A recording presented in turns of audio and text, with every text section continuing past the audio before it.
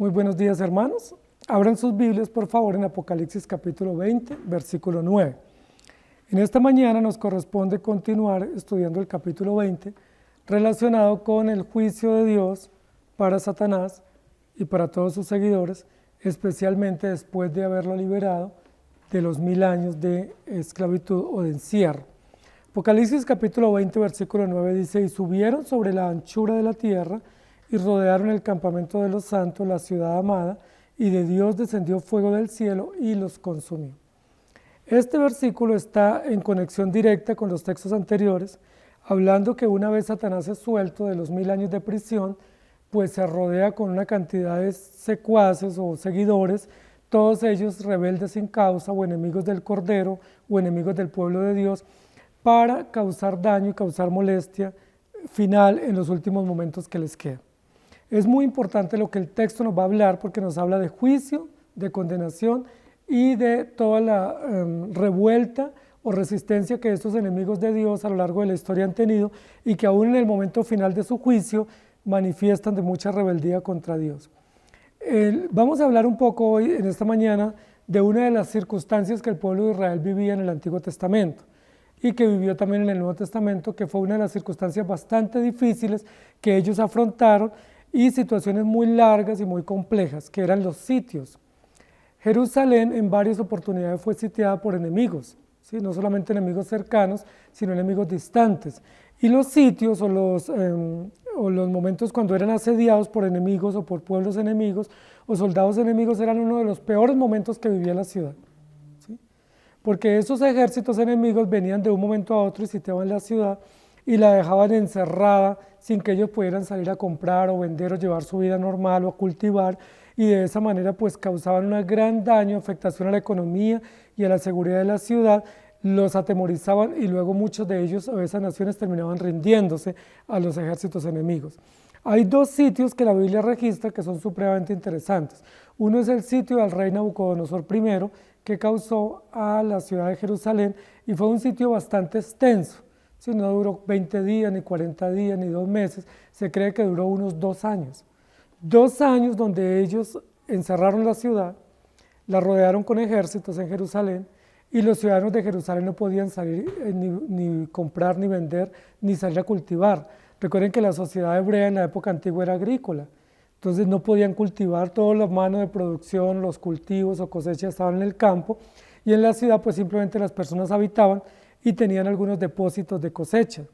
Con esos depósitos de harina, de aceite, de semillas, pues ellos podían vivir un tiempo, pero a medida que escaseaban esos productos, pues comenzaba a vivir una situación terrible, pues a riesgo de muerte. Recuerden que el pueblo hebreo había sido entrenado por Dios para trabajar 6 años y dejar 1 año sin producir, que la tierra se levantaran cosechas. Entonces los hebreos estaban acostumbrados a tener un ahorro en semillas o en comida, en harinas o en aceites, para sobrevivir o afrontar una adversidad por lo menos 1 año, ¿sí? Es decir, si sitiaban la ciudad, ellos tenían una provisión, y que de esa provisión podían vivir de alimento por lo menos 1 año. Pero al final de ese año ellos comenzaban a pasar grandes necesidades.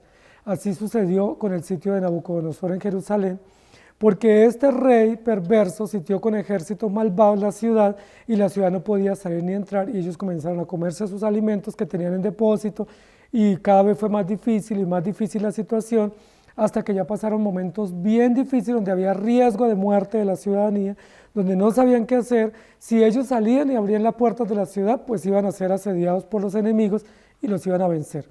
Y si se quedaban encerrados sin salir, pues había riesgo de muerte, porque ya no había provisión o no había abastecimiento. Entonces el pueblo de Jerusalén sí que sabía de estas realidades. Ellos sí que sabían de vivir en guerras, de ser asediados por los enemigos y de tener que administrar bien su provisión para que tuvieran sustento duradero en los momentos de mayor peligro. Hay otro momento difícil que ellos vivieron de sitio, que fue el sitio que causaron los emperadores Tiberio y Tito en el Nuevo Testamento después de Jesucristo. ¿Recuerdan cuando Jesucristo dijo que, observando el templo de Jerusalén, dijo que no quedaría piedra sobre piedra y que no pasaría esa generación sin que eso aconteciera? Justo cuando Tito era el emperador y Tiberio, ellos asediaron o sitiaron la ciudad de Jerusalén con miras a conquistar el templo y probablemente hacer que el templo se dedicara para el culto imperial. es decir, que no se usara para los ritos hebreos o los ritos cúlticos de los judíos, sino que fuera dedicado exclusivamente para culto al emperador romano. Entonces ellos asediaron la ciudad y ese sitio en Jerusalén en el Nuevo Testamento duró unos 18 meses, es decir, 1 año y medio. Eso es bastante tiempo. Mucho tiempo también donde la ciudad estaba cordonada por ejércitos, ellos no podían salir y de esa manera estaban intimidando la ciudad. Si abrían, los tomaban los enemigos y si se quedaban encerrados, pues se morían de hambre. Así pasó todo ese tiempo hasta que luego le prendieron fuego a la muralla y lograron invadir la ciudad. Pero lo que yo quiero hablar es que los sitios o los asedios a las ciudades antiguas era una de las maneras como los soldados enemigos atacaban las ciudades, porque las ciudades no tenían otra manera de salvaguardarse. Hoy en día nuestras ciudades tienen muchos sistemas de seguridad, pero también nuestras ciudades no tienen muros, de tal manera que son ciudades abiertas, donde las personas entran y salen en cualquier momento. Es muy difícil, por ejemplo, cerrar esta ciudad, porque la ciudad tiene muchos puntos de salida y de entrada, de tal manera que no es como en la época antigua. Segunda de Reyes, capítulo 6, versículo 26 al 30 dice: y pasando el rey de Israel por el muro, una mujer le gritó y dijo: salve, Señor Rey mío. Y él dijo: si no te salva Jehová, ¿de dónde yo puedo salvarte? ¿Del granero o del lagar? Y le dijo el rey: ¿qué tienes? Ella respondió: esta mujer me dijo: da aquí tu hijo y comámoslo hoy, y mañana comeremos el mío. Cocimos pues a mi hijo y lo comimos. Al día siguiente yo le dije: da acá a tu hijo y comámoslo. Mas ella ha escondido a su hijo. Cuando el rey oyó las palabras de aquella mujer, rasgó sus vestidos y pasó así por el muro, y el pueblo vio el cilicio que traía interiormente sobre su cuerpo. Este es un hecho muy interesante que nos relata que en realidad durante este sitio que se causó en Jerusalén hubo gran necesidad, no solamente pánico, no solamente zozobra, no solamente privación de la libertad de la ciudad, no solamente no podían cultivar y cosechar, sino que además de eso hubo gran riesgo de muerte, al punto que terminaron las mujeres que tenían hijos pequeños cocinando a sus hijos o matándolos por turno para ellas poder sobrevivir. Lamentable situación. ¿Sí? Una situación muy terrible a causa de una situación de los caldeos que asediaron a Jerusalén. ¿Sí? En este momento la Biblia dice: y subieron todos de la anchura de la tierra y rodearon el campamento de los santos y la ciudad amada, y de Dios descendió fuego del cielo y los consumió. El título de nuestra enseñanza en esta mañana es Resultado inverso. Cuando Satanás es libre de esta prisión o de este encierro o de este milenio, para ir a rendir cuentas, para presentarse ante el juicio, que se le lea el veredicto final y se le lea la sentencia, dice la Biblia que todos los rebeldes sin causa, es decir, las naciones enemigas, todos los secuaces o cómplices o el séquito grande de rebeldes lo acompañaron, es decir, se alegraron, dijeron: salió nuestro líder, ha quedado libre, vamos con él, es nuestro líder, nuestro seguidor. Interesante ese cuadro, ¿cierto? Dice el versículo 8 que salió a engañar y se reunió para la batalla, el número de las cuales naciones era como la arena del mar, similar a la promesa que Dios le dio a Abraham, que tendría su descendencia o descendencia pactual como la arena del mar. Ahora, como la arena del mar, son los seguidores de esta bestia o de este dragón, que son perversos, rebeldes e incrédulos.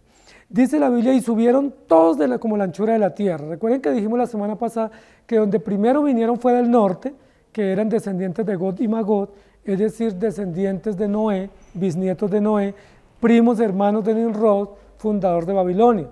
Es decir, de estos dos lugares del norte, de las costas, vienen rebeldes como la anchura del mar, como las arenas del mar, de todos los rincones de la tierra, para rodear el campamento, para decir: salió nuestro líder, estamos con él, nos identificamos con él.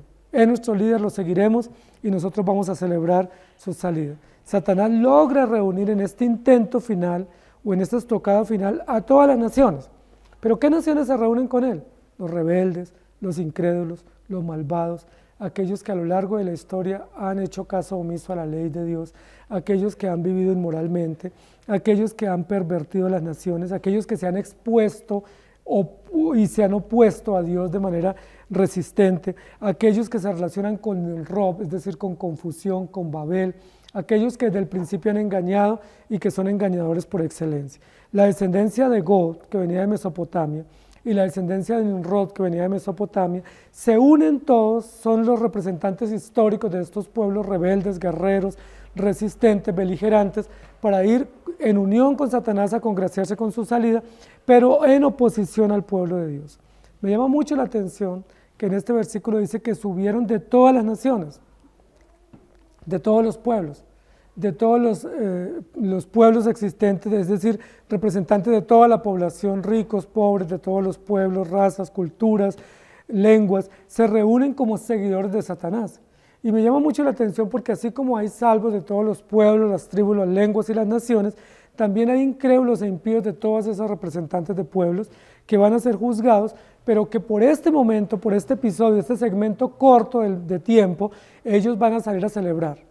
¿Sí? Nos vamos a reunir con nuestro líder. Salió nuestro líder, salió nuestro representante, salió aquel que nos da nuestras ideas, nuestro ideólogo, salió nuestro capataz, nuestro mandamás, y él es nuestro seguidor, nos identificamos con él, salimos a las calles a demostrar que estamos con él, que nos alegramos y que celebramos su salida. Ezequiel capítulo 38, versículo 2 al 3 dice: Hijo de hombre, pon tu rostro contra Gog en tierra de Magog, príncipe soberano de Mesed y Tubal, y profetiza contra él y di: así ha dicho Jehová el Señor, he aquí yo estoy contra ti, oh Gog, príncipe soberano de Mesed y Tubal.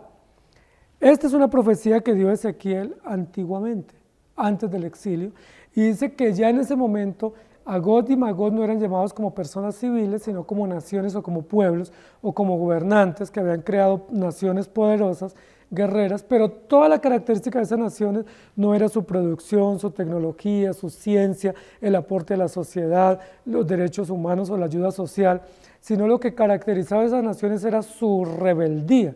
Es decir, eran guerreros poderosos, eran enemigos de Dios, eran pueblos beligerantes que se levantaban contra Dios y que tenían por capataz a Satanás, la serpiente antigua, el dragón, el diablo, el adversario. Y ahora ellos se identifican, ellos mismos se incriminan, porque en el momento en que Satanás sale de prisión, ellos salen y se identifican con él. Es una forma de autocongraciarse con él, de hacerle pues corte o hacerle desfile, cortejo, pero también de autoincriminarse, es decir, nosotros somos rebeldes como él. Él es engañador, nosotros también somos engañadores. Él se opone a Dios, nosotros también nos oponemos porque lo seguimos. Él está en contra de la ley de Dios y de la moral bíblica, nosotros también. Él persigue al pueblo de Dios y lo juzga despiadadamente, nosotros también. Es una forma muy interesante de incriminarse y me llama mucho la atención la beligerancia del impío, la beligerancia de los gobernantes malvados, porque ellos se incriminan, es decir, ellos no tienen pudor en decir esto creemos, esto proclamamos y esto promovemos. Y hemos visto, por ejemplo, con el tema del aborto, cómo las naciones y los gobernantes sacan pecho diciendo aprobamos el aborto. Nuestro Congreso está a favor del aborto, nuestro Congreso está en contra de que se use la Biblia en los estrados judiciales. Nuestro país está en contra de que se use la fe como un valor jurídico.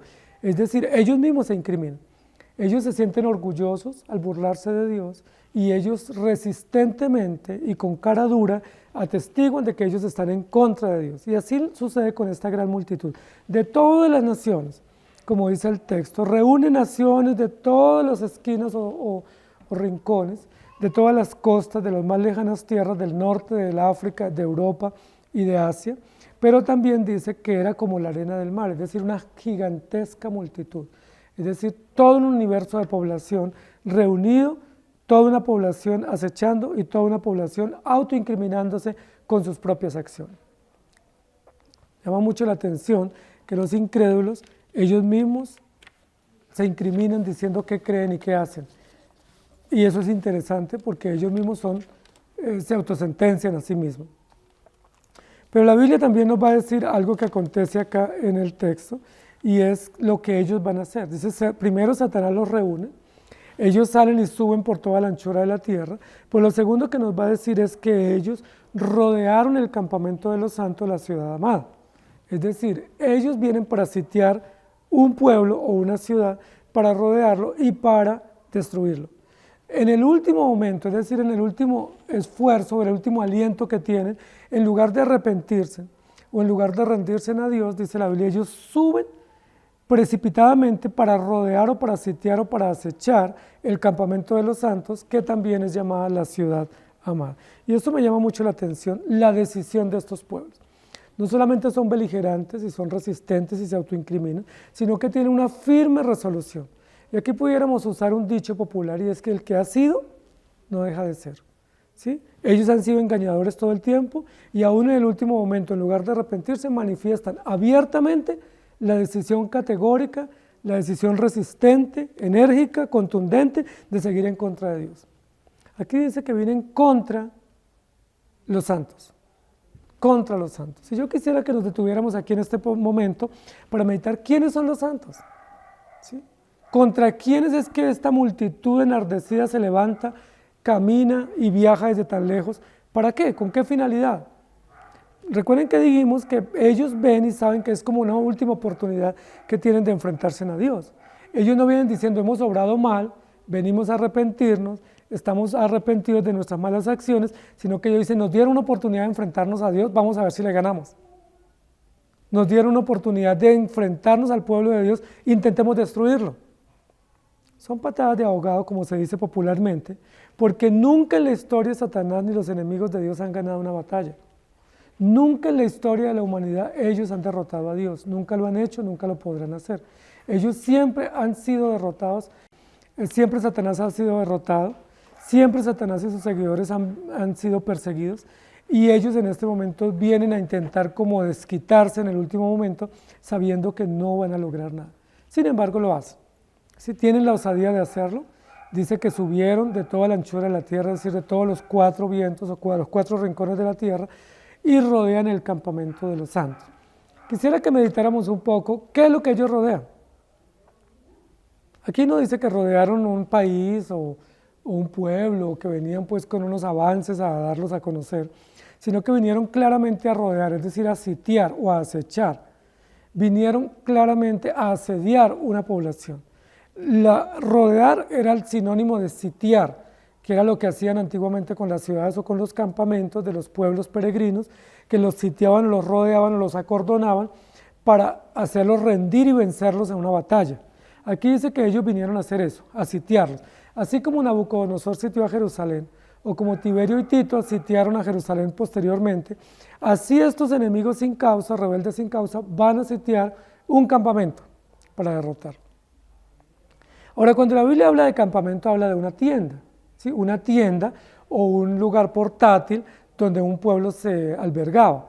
En el tiempo antiguo, en la época de los reyes y en otros tiempos antiguos, los soldados o los ejércitos cuando salían a los campos de batalla, pues tenían campamentos o tenían carpas y ellos se protegían en esos campamentos que eran sus tiendas de campaña y ahí era donde estaban como su armamento, su abastecimiento, sus alimentos y su ropa, de tal manera que era como su centro de operaciones, que vinieron y rodearon el campamento de los santos. ¿Cuál es ese campamento? Bueno, pudiéramos hablar que era el campamento donde estaban los soldados judíos o hebreos que estaban entrenados o preparados para la guerra. Sin embargo, yo quisiera que hiciéramos memoria, ¿cuál es el campamento más antiguo que la Biblia registra donde se reunían los santos? Aquí no habla que era un campamento de soldados, o un campamento de un ejército, o un campamento de unos gobernantes civiles, o un rey. Aquí dice que es un campamento de los santos. Y esa frase o ese adjetivo calificativo de ese campamento nos da la luz para entender qué campamento está hablando. Es el campamento de los santos. Es decir, es el campamento de aquellos que están separados del mundo para vivir para Dios. Es el campamento de aquellos que han sido alejados de una condición natural para vivir de una manera especial. Es el campamento de los santos, es decir, el campamento de los elegidos o el campamento de los salvos o el campamento de los creyentes. Si es así, entonces, ¿cuál es el campamento de los santos más antiguo? Muy bien, el campamento más antiguo que la Biblia registra, que identifica a los santos o identifica al pueblo de Dios, se llama el tabernáculo. Ese campamento era una tienda portátil, construida con pieles de animales, de becerros, de corderos, de machos cabríos y también de conejos o tejones, y construido también con telas, con lino. Ese campamento lo sembraban con estacas y lo sostenían con cuerdas y era donde se manifestaba la presencia de Dios. Dios le dio la orden a Moisés y a Aarón de construir ese campamento cuando ellos estaban en el desierto.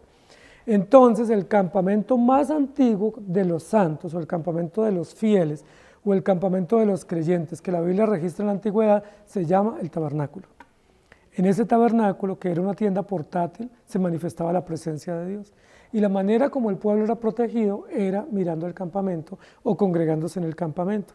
Recuerde que el tabernáculo estaba construido en el centro y alrededor del campamento, del tabernáculo, estaban ubicadas las 12 tribus de Israel.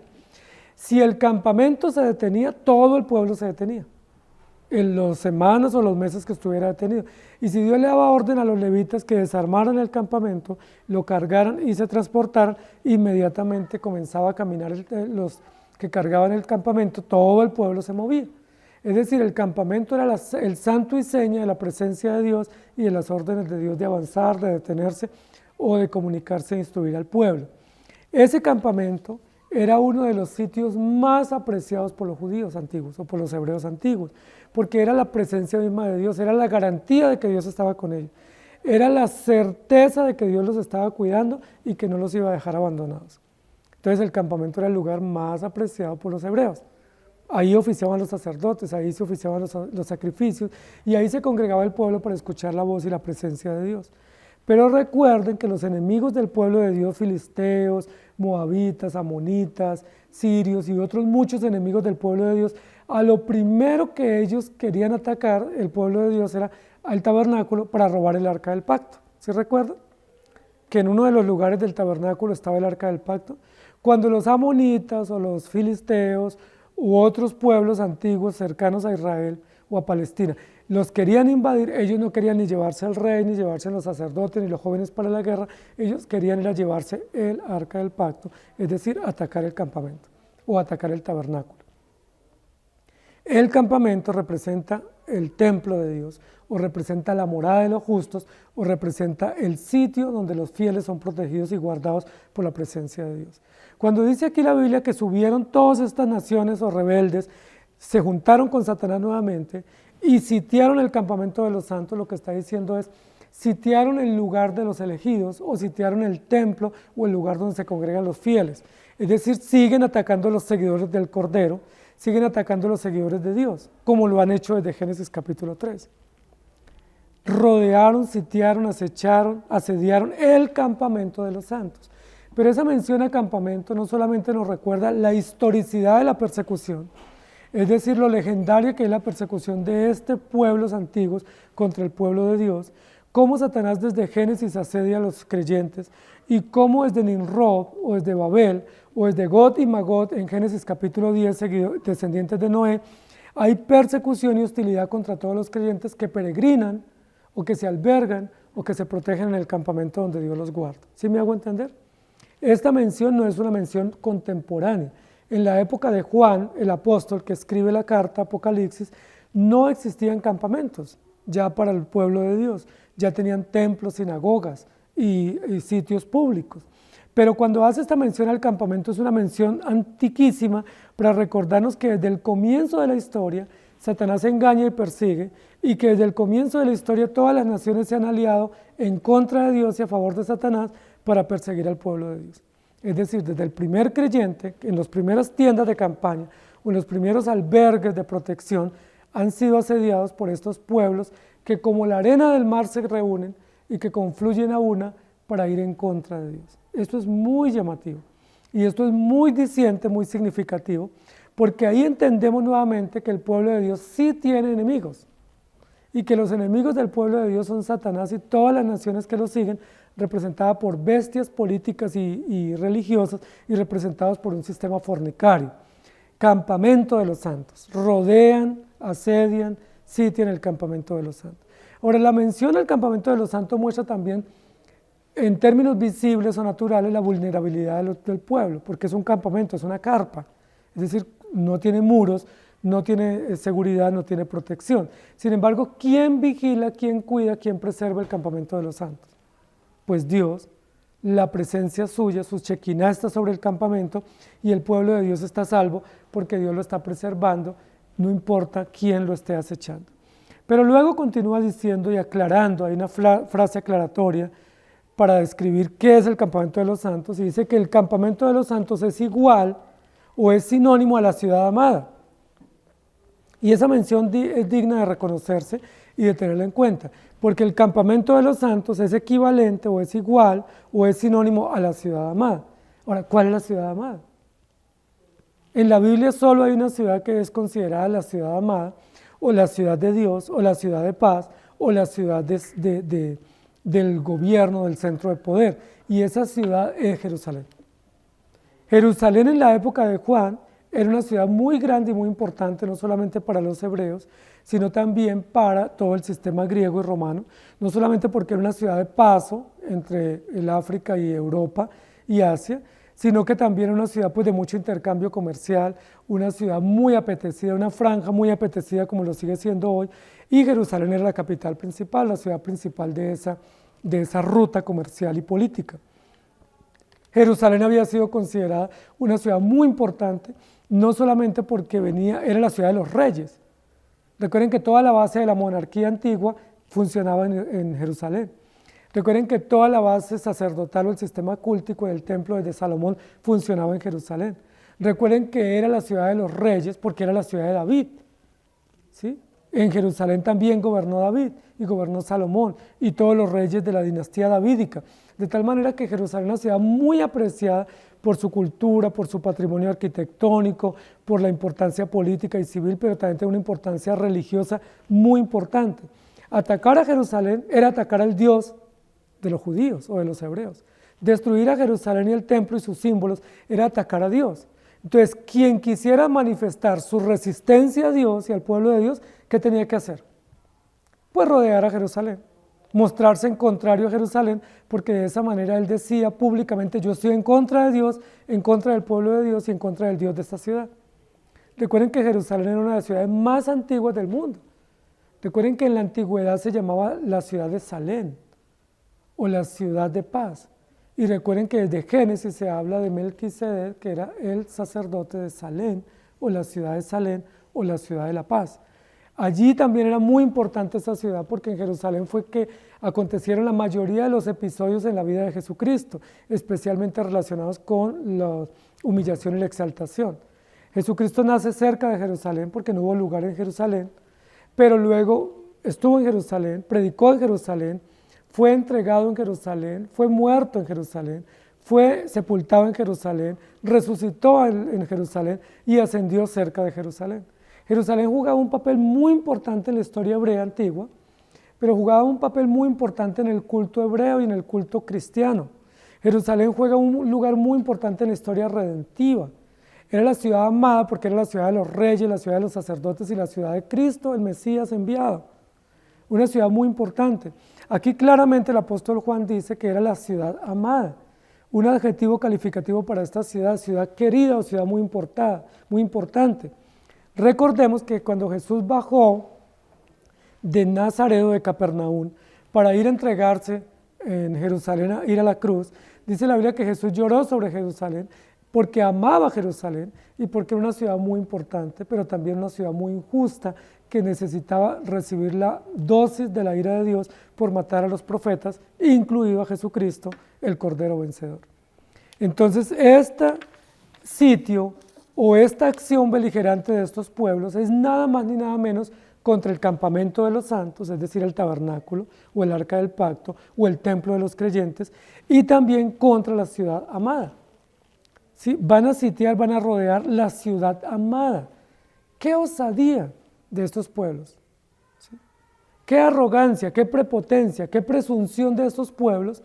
Levantarse no solamente contra Dios, sino contra el pueblo de Dios y sitiar una ciudad que Dios defiende y atacar un campamento que está a la presencia de Dios y Dios los va a poder consumir. La Biblia dice en la antigüedad que nadie podía acercarse al campamento de Dios o al tabernáculo sin estar santificado porque si no moría inmediatamente.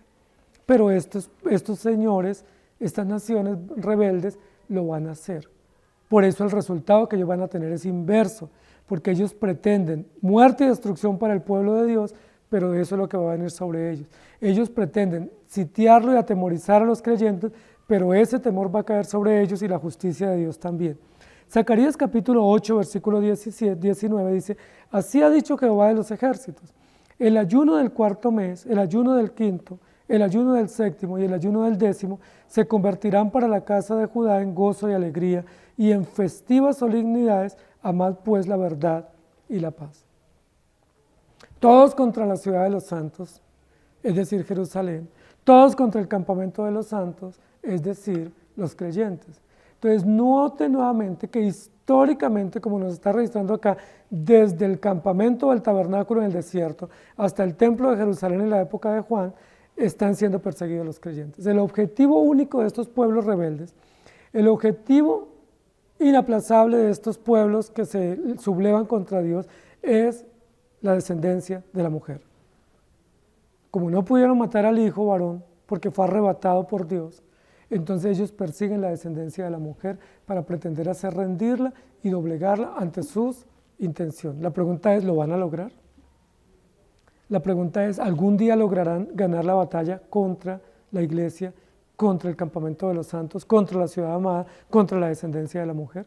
¿Algún día estos rebeldes sin causa, representados por Gog y Magog y por Nimrod, podrán detener la iglesia de tal manera que no siga su marcha y ellos cantar victoria? Ustedes y yo sabemos que no. Ustedes y yo sabemos que nunca ellos podrán ganar una batalla porque se están enfrentando contra Dios y se están enfrentando contra el pueblo de Dios. Y el pueblo de Dios no es fuerte en sí mismo, pero tiene quien lo defienda, que es el autor y consumador de la fe.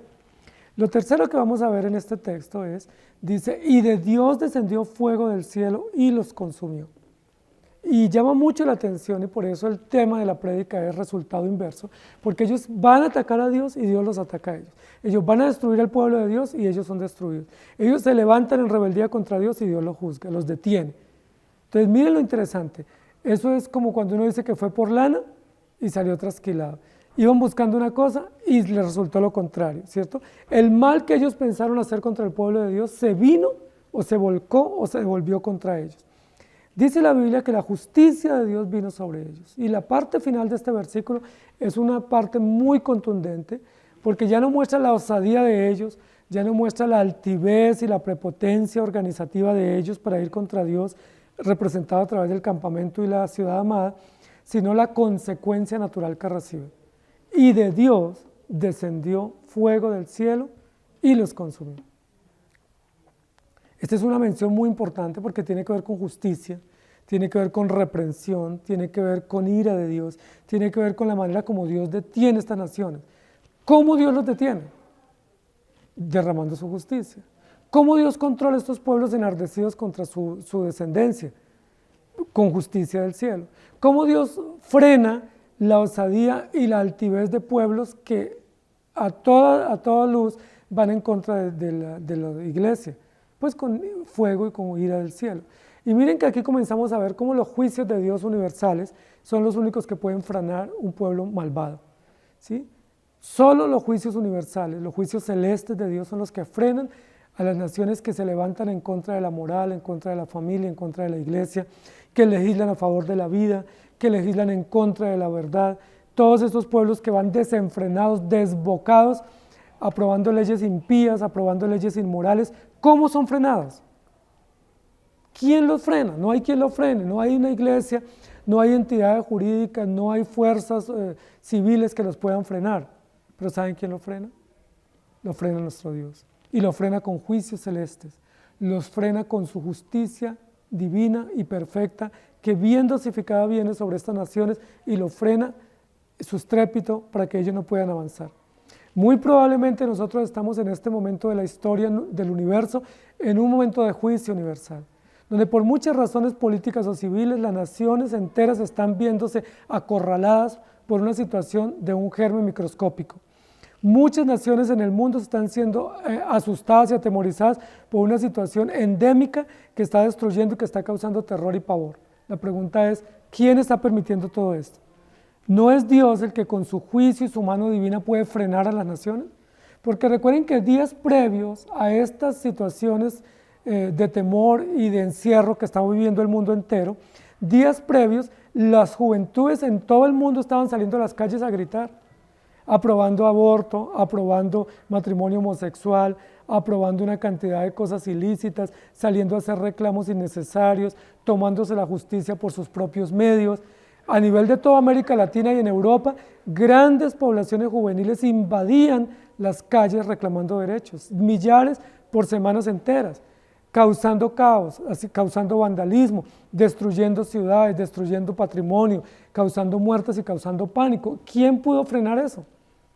No había gobierno que pudiera frenar la intrepidez osada de los jóvenes en las calles, la intrepidez de mujeres feministas reclamando derechos y todo el avance inmoral de temas como el aborto, la eutanasia, el matrimonio homosexual y la adopción homosexuales. ¿Quién frena eso? La Iglesia ahora sufre las consecuencias, pero no puede frenar. Los gobiernos, algunos de ellos quieren frenar y les es imposible, están amordazados. Pero ¿quién lo está frenando a través de un juicio y de un temor universal? Nuestro Dios. Porque ahora todo el mundo en su casa, todo el mundo resguardado, todo el mundo con temor de salir, todo el mundo con riesgo de morir, y eso es la justicia divina. Así sucedió en este momento del episodio de Apocalipsis 29. Las naciones como la arena del mar congregándose, asediando y trasladándose territorios enteros para ir a destruir a los creyentes, para ir contra Dios, contra la iglesia, contra la moral y contra lo más sagrado que es la ciudad amada, pero de Dios descendió fuego del cielo y los consumió.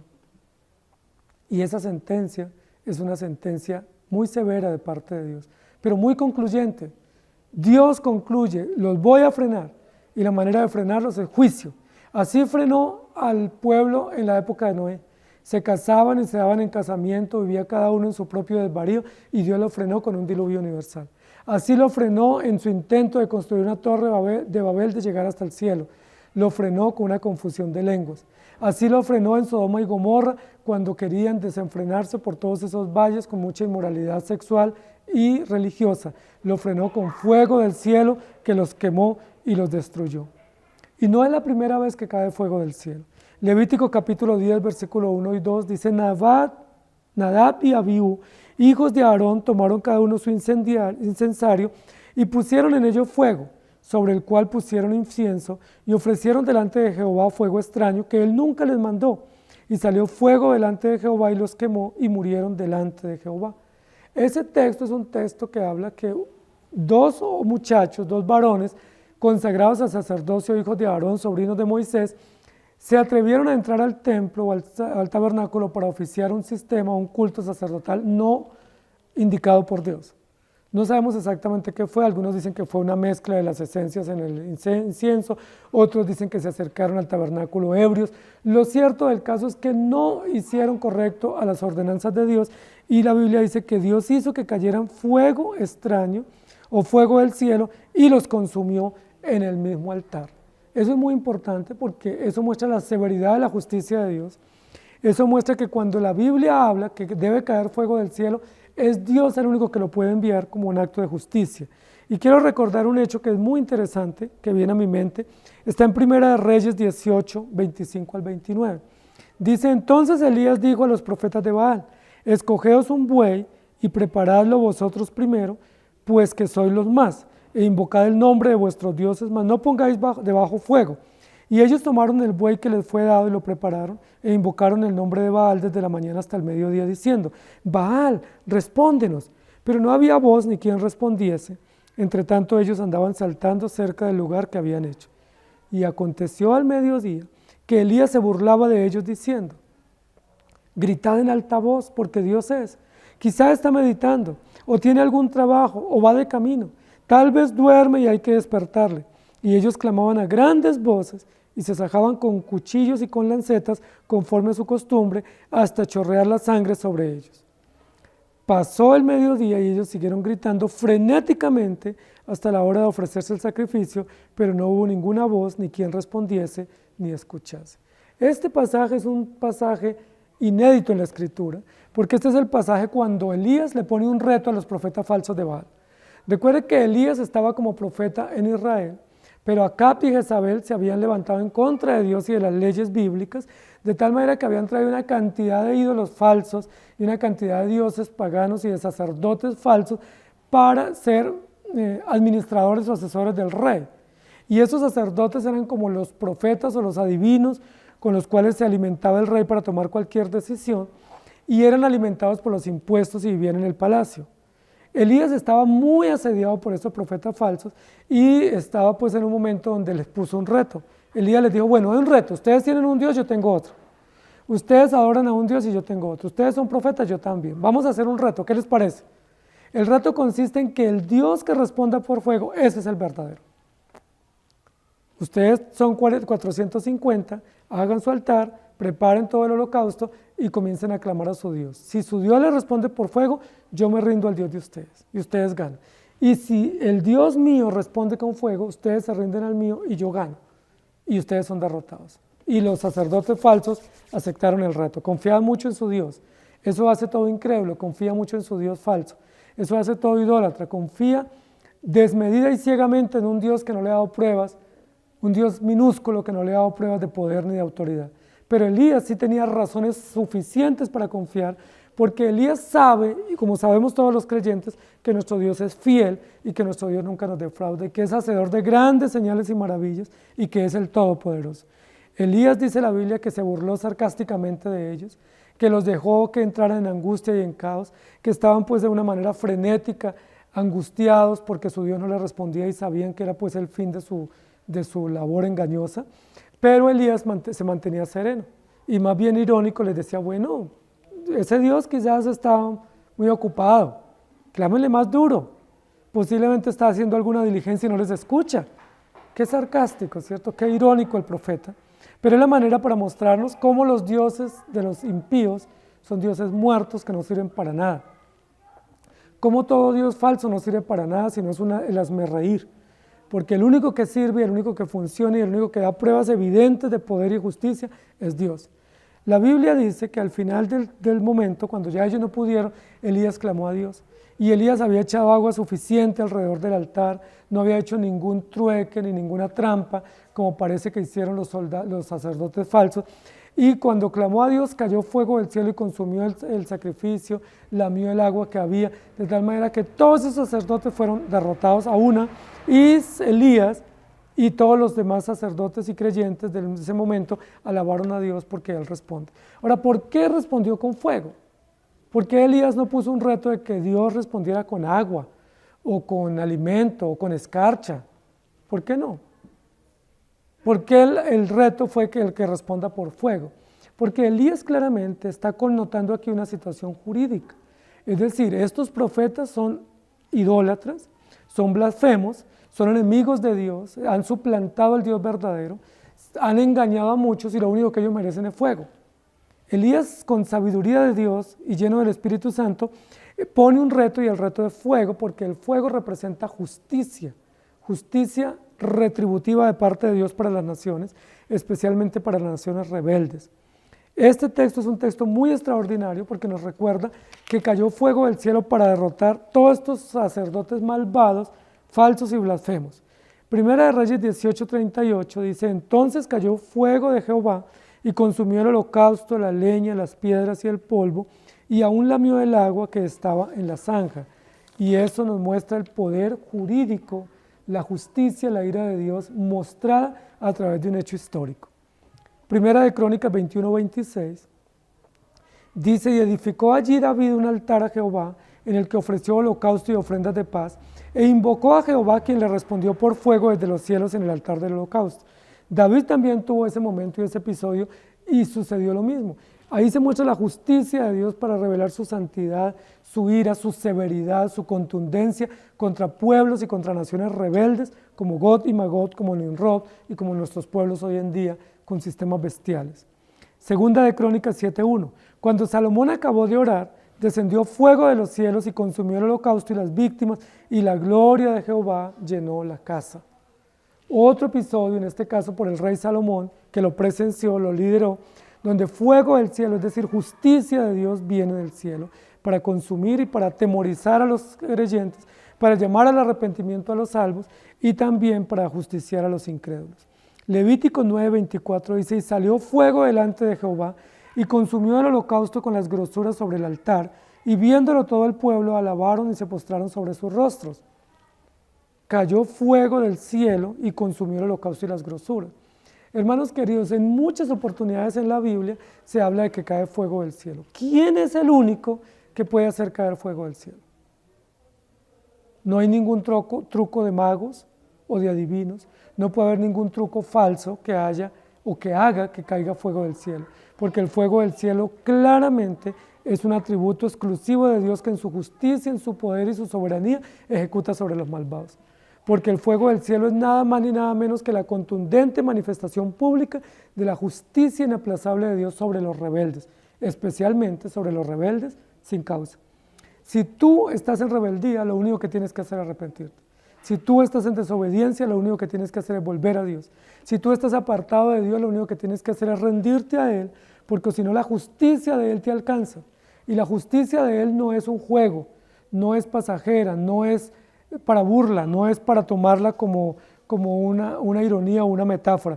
La justicia de Él es real, contundente, severa, poderosa y oportuna.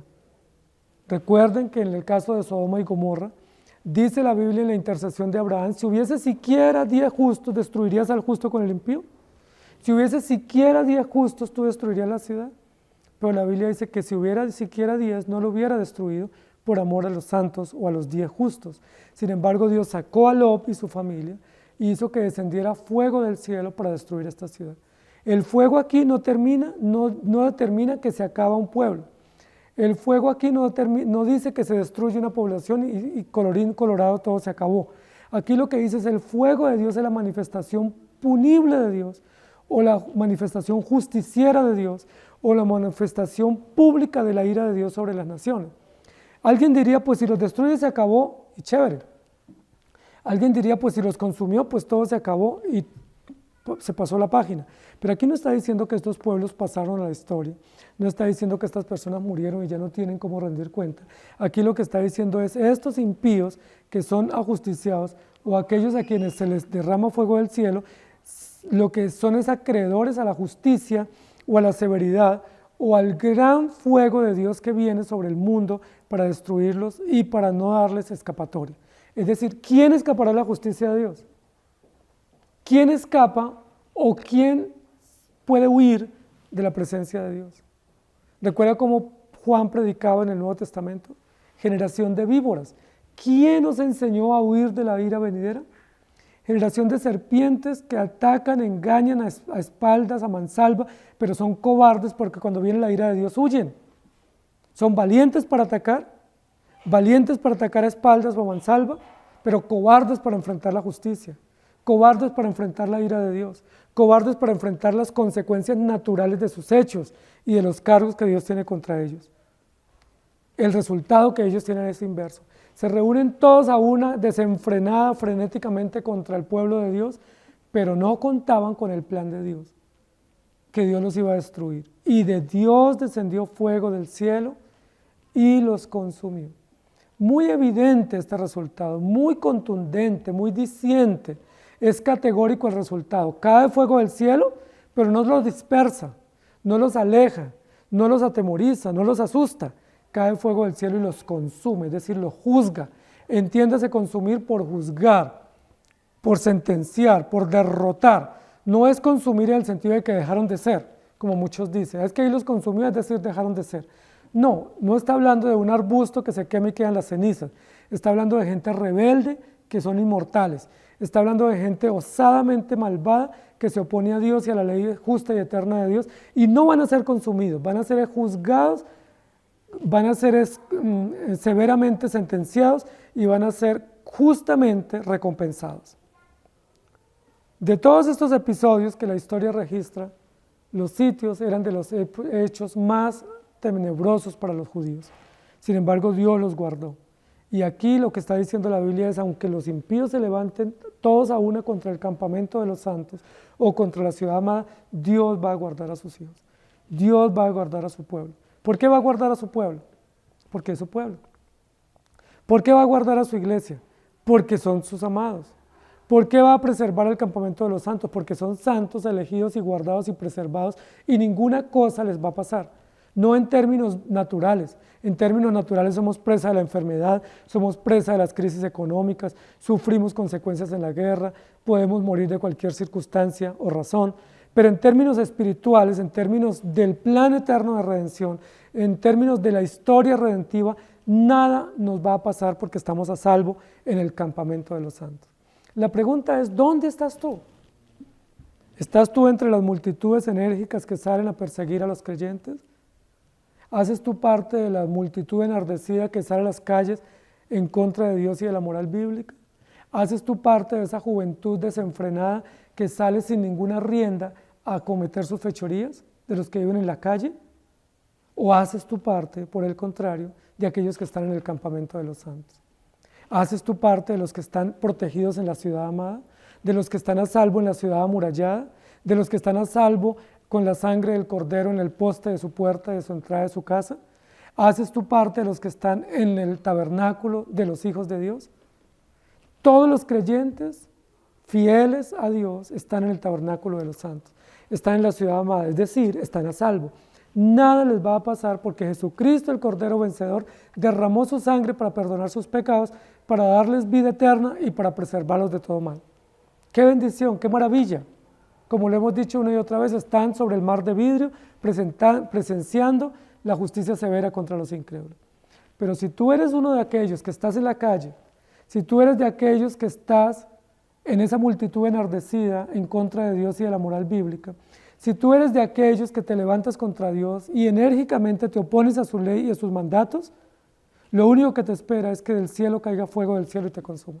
Lo único que te espera, si no te arrepientes, si no vuelves a Dios, es que caiga del cielo, fuego del cielo y te consuma. Y no lo digo yo para infundirte terror, lo dice la Escritura, es una advertencia legal, es una advertencia sabia, es una advertencia justa para que no tengamos excusa.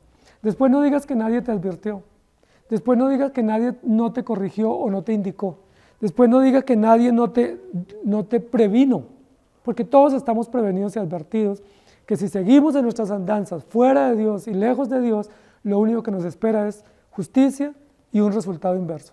Salimos pensando que tenemos bienestar y encontramos la destrucción. Salimos pensando que podemos hacer nuestra propia voluntad y recibimos nuestra propia sentencia. Salimos en contra de Dios pensando que podemos oponernos a Él y ir en contra de su ley y nos espera muerte y destrucción. Jeremías capítulo 25, capítulo 11, versículo 11 dice, toda esta tierra será puesta en ruinas y en espanto, y servirán estas naciones al rey de Babilonia 70 años. Pues yo quiero terminar con un salmo, que es un salmo de mucha confianza y esperanza para los creyentes. Y es un salmo que solo lo podemos entender y apropiarnos los que estamos en el campamento de los santos, los que estamos en la ciudad amada. Todos los que están afuera en el patio, los que están oyendo la verdad en las afueras, aquellos que se hacen parte de la multitud, como la arena del mar que se reúne contra los creyentes, no entienden ni es para ellos esta gran promesa. Salmo 23. Jehová es mi pastor, nada me faltará. En lugares de delicados pastos me hará descansar. Junto a aguas de reposo me pastoreará. Confortará mi alma, me guiará por sendas de justicia por amor de su nombre. Aunque ande en valle de sombra de muerte, no temeré mal alguno, porque tú estarás conmigo. Tu vara y tu cayado me infundirán aliento. Aderezas mesa delante de mí en presencia de mis angustiadores. Unges mi cabeza con aceite, mi copa está rebosando. Ciertamente el bien y la misericordia me seguirán todos los días de mi vida, y en la casa de Jehová moraré por largos días. Hermoso salmo para los creyentes, hermosa esperanza y confianza para los fieles, hermosa garantía para aquellos que están en el campamento, que están en la ciudad santa. Yo estoy en el campamento junto contigo, y no lo estoy por voluntad propia, sino por la gracia de Jesucristo, por el Evangelio, por la preciosa gracia que se derramó en Cristo y que nos alcanzó con cuerdas de amor y nos atrajo, porque estábamos en el mismo desvarío de los impíos. Íbamos en el mismo desenfreno, pero Él nos detuvo y nos trajo de tal manera que ahora Él es nuestro pastor, nada nos faltará. En Él estamos seguros, completos y satisfechos. Que el Señor nos ayude. Los incrédulos, resultado inverso. Los creyentes, gracia inmerecida. Oremos. Amado Señor, gracias te damos por tu palabra, por recordarnos una vez más el Evangelio, por recordarnos una vez más cuál es la sentencia justa y severa que viene sobre los incrédulos, pero por recordarnos una vez más que aunque tenemos enemigos y muchos enemigos sin causa y sin razón, tenemos quien nos proteja. Estamos a salvo, estamos en el lugar adecuado, estamos a salvo en el campamento seguro, protegido y garantizado para los creyentes. Y estamos protegidos por la muralla de protección y garantía que tú nos das en la ciudad amada, la ciudad de los creyentes, la ciudad de los salvos, la ciudad de Jerusalén. Gracias por traernos a tu iglesia. Gracias por protegernos en ese tabernáculo de creyentes. Gracias por rodearnos de una nube de testigos que nos garantizan que sí saldremos a flote, a salvo, porque ellos han salido por tu gracia y tu bondad. Y gracias porque nos sacaste de esa multitud callejera y ahora nos tienes en tu casa. Nos sacaste de las multitudes en las tinieblas y nos trajiste a la luz admirable de tu reino en tu tabernáculo. Cuántas gracias te damos, Señor, por tener misericordia de nosotros, por perdonarnos, por darnos promesas, por darnos garantía y por animarnos a seguir viviendo para ti. El incrédulo se enfrenta a ti y recibe destrucción. El creyente te sirve a ti y recibe garantía y bendición. Alabado sea tu nombre por siempre, en Cristo Jesús. Amén. Que el Señor les bendiga, queridos hermanos.